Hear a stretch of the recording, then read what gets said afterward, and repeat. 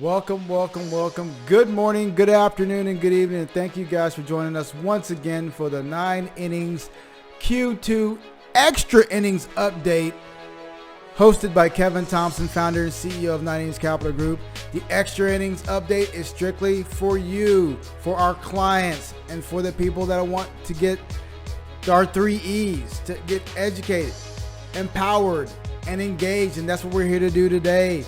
Don't forget to go to our YouTube channel, subscribe to the channel. Also, the book is available as well. MLB to CFP. Thank you guys. And of course, my current client base for purchasing that. And thank you guys for going to the website, www.9inningscapitalgroup.com. Go there, book an appointment if you have any questions, comments, or concerns about today's information. And also, if you want to listen to this replay, you don't want to come to the YouTube channel, you can also go to iTunes and SoundCloud and type in 9 Innings Capital Group and listen there. But today we're here to bring you the Q2 extra innings update. We're going to talk about the Fed. We're going to talk about some of the job market. We're going to talk about where markets are going and where they've come from. So without further ado, let's get it.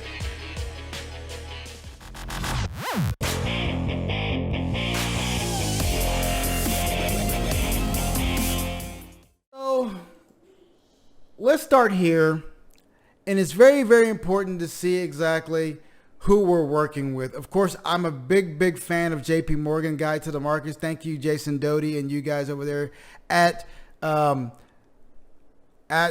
Morgan for providing us this information, and we like to just give this information back. So that's what we're here to do today, is to give you guys this information back from JP Morgan, Guide to the Markets, and our relationship with them. So I always like to start with S&P 500 valuation measures. I'm not going to get too deep into this because I don't want to put you guys to sleep. But the current question, and the question you're always going to get, is, are we overvalued? The equity markets have run so far, so fast, so long. Can this be sustainable? And the answer is yes. This is definitely sustainable. This is a bull market. The life of a bull market is not extinguished by longevity. The life of a bull market is traditionally extinguished by some exogenous event that was not seen or due to economics. So let's talk about this valuation measure right now. As you can see here, it says that we're at 21.53 times forward price to earnings. You guys have seen this before, so I'm not going to explain it to you again in regards to price to earnings. But they're basically saying that on average, the 25-year average sits somewhere around 16.5 times. And right now we're at 21.5 times. The last time we were here, we saw the bubble back in 99, 2000, 2001. So what we're seeing here is that we are either being valued at a valuation that may or may not be sustainable, but we may be at a valuation where it is sustainable due to lower interest rates. So with the interest rates being where they are, and money being as prevalent or as readily accessible as it is, markets continue to move higher because the price of capital is very, very low, and there's nowhere else to put it, whether it be in the equities or high yielding instruments. So when capital is this available, you're going to continue to see markets continually rise, as you have been over the last several years. But as we came off the bottom of COVID and all the other things, these exogenous events that had happened during this bull market, you're continually seeing what we call stimulative measures, whether it be low interest rates, capital in the markets, and easy monetary policy pushing markets higher. So as long as these continually all these events are sustainable in regards to the Federal Reserve saying we're keeping interest rates low, we're keeping capital reserves at a certain level, we're allowing banks to push money out into the economy. This is something that's going to be sustainable. However, the main caveat is always going to be inflation, and we have seen a significant ramp up in inflation over the past several weeks. So that's something we will definitely keep our eyes on moving forward. So since we're talking about the quarter two, I want to talk to you about the quarter two and how it ended. So as you can see here, returns and valuations by sector. We're going to just concentrate here on the S&P 500 index. So if you can see the quarter, which is going to be from April to end of June, the S&P 500 did about 8.5%. Year to date is sitting about 15.3%. Since the market peak of 2020 in February, 29, almost 30%. Since the market low, 96%. So what is this telling you? It's telling you that the S&P 500 has done very, very well. However, there's been a lot of bouts of volatility, right? Now, there are some sectors that have been lagging. For example, utilities has not been doing very, very well. Financials have actually had a very good quarter. Financials is what people consider value-oriented. Value-oriented, as well as energy. Value-oriented. Why is that? They're higher yielding, and they typically move in positive correlation with interest rates. In general, when interest rates move up, financials typically will do okay, as well as most value-oriented stocks. When interest rates move up, certain sectors don't do as well. For example, technology won't do as well when interest rates move higher. Growth won't do as well as when interest rates move higher. That has been the traditional mindset of that world. However, financials, energy, industrials, utilities, things like that may do better in the future when interest rates move higher. This chart, I don't want to talk about all the other numbers. I just wanted to focus on a few, which are the quarterly numbers. The S&P 500 Q2 did about 8.5%. I love this chart because this chart tells you about all the things that really don't matter to you. What do I mean by that? I mean that volatility is your friend. There are going to be spouts of volatility. There's going to be issues where volatility is going to make you want to pull your hair out. For example, 2020. If we look at 2020, the market went down 34% and hit a March low, but then rebounded to finish the year up 16%.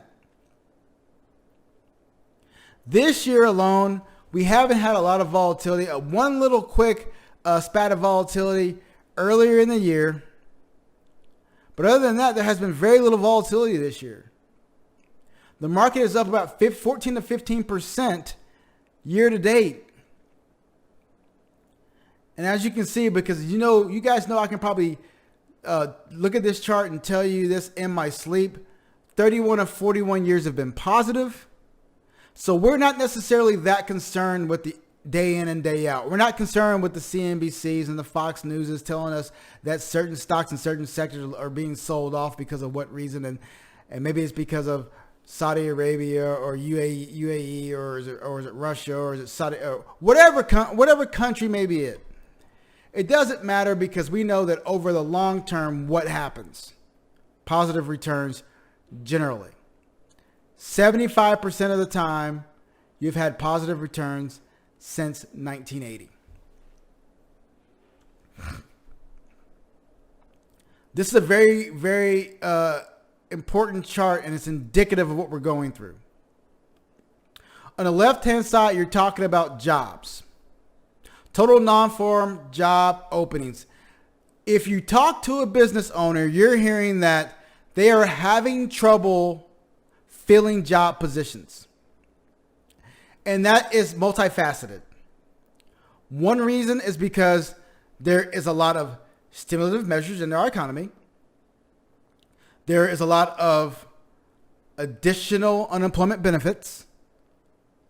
So people are not wanting to go back to work when they can make money sitting on the sidelines.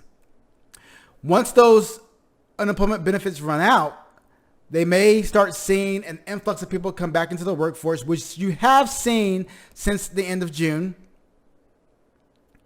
However, job openings are not being filled because people are wanting higher wages.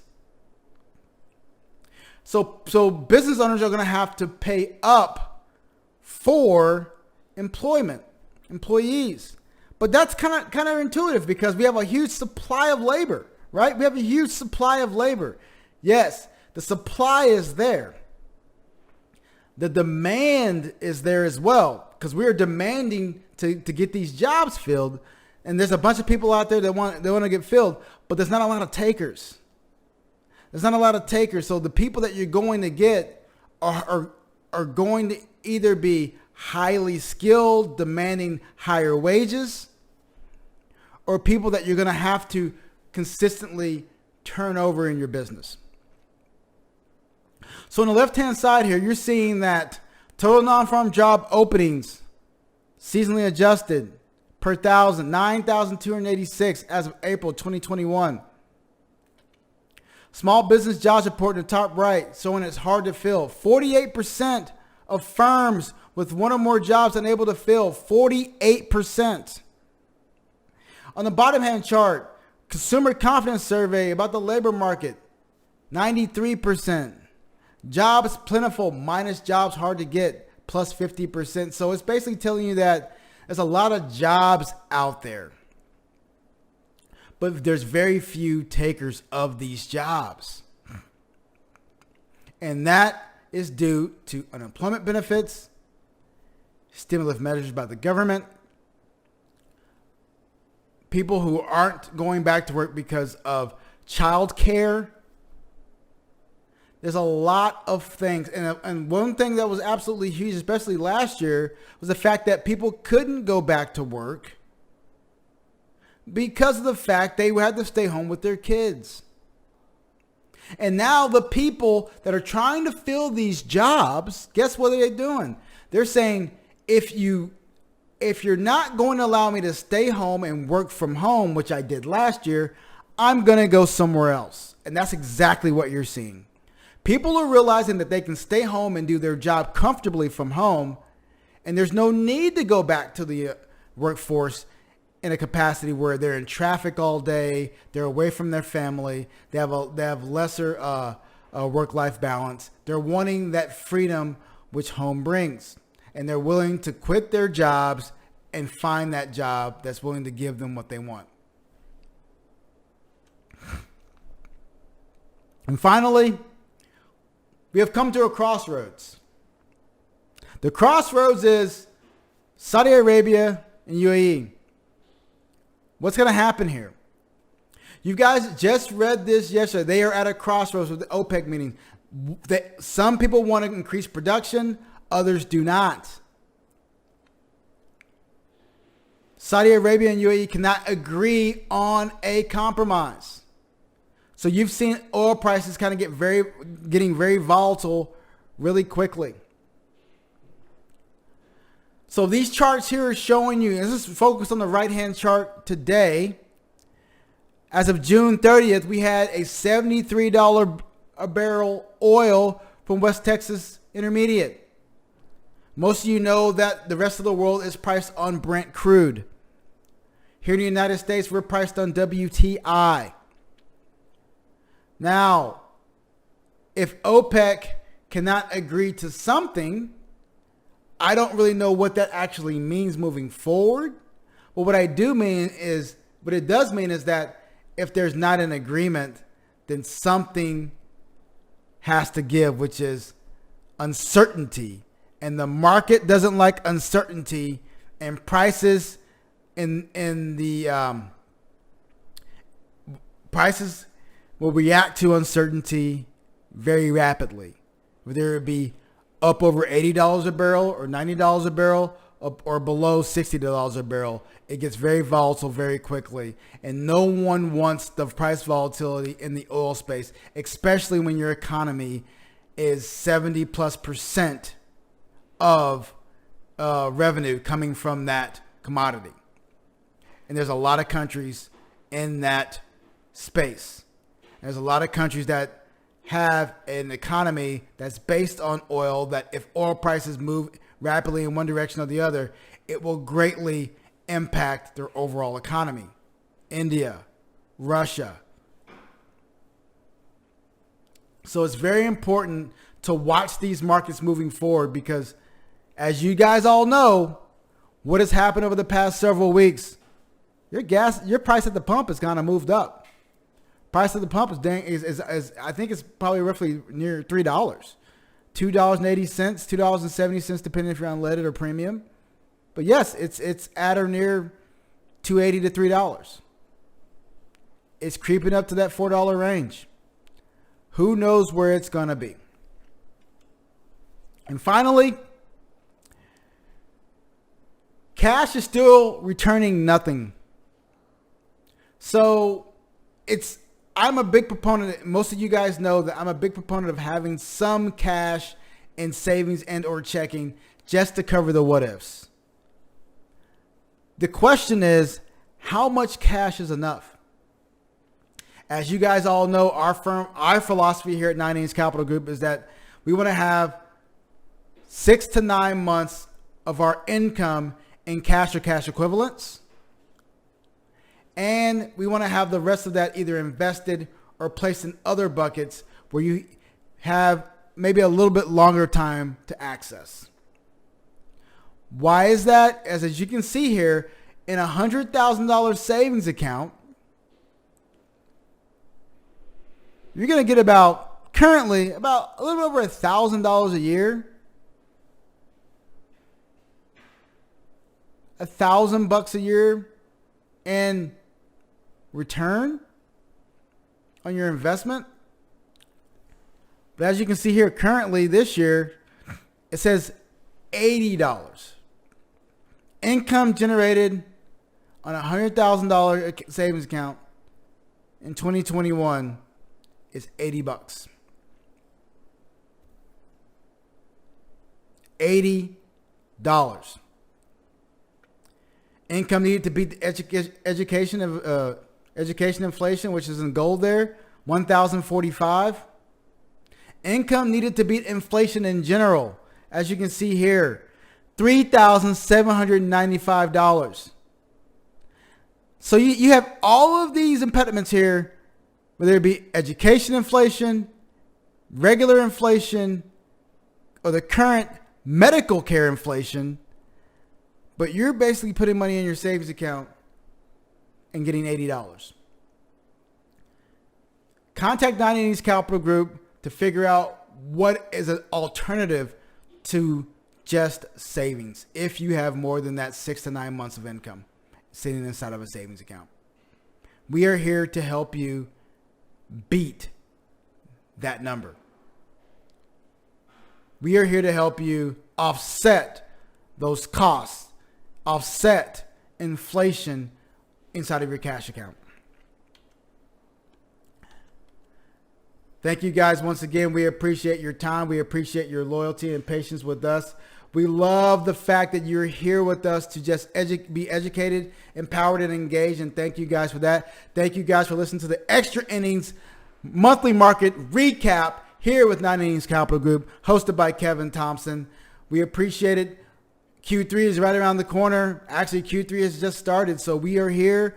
We should have a stellar performance again inside of Q3. We don't see the markets necessarily going the opposite direction as long as stimulus is there. So we do expect some positive gains this quarter, and continued success for all of our clients. If you guys have any questions, contact Kevin Thompson at 9innings at 9icapgroup.com, or give us a call at 682-233-7773, or go to the website, as you guys know, and ask questions there as well. Thank you guys. We appreciate the time. Stay safe.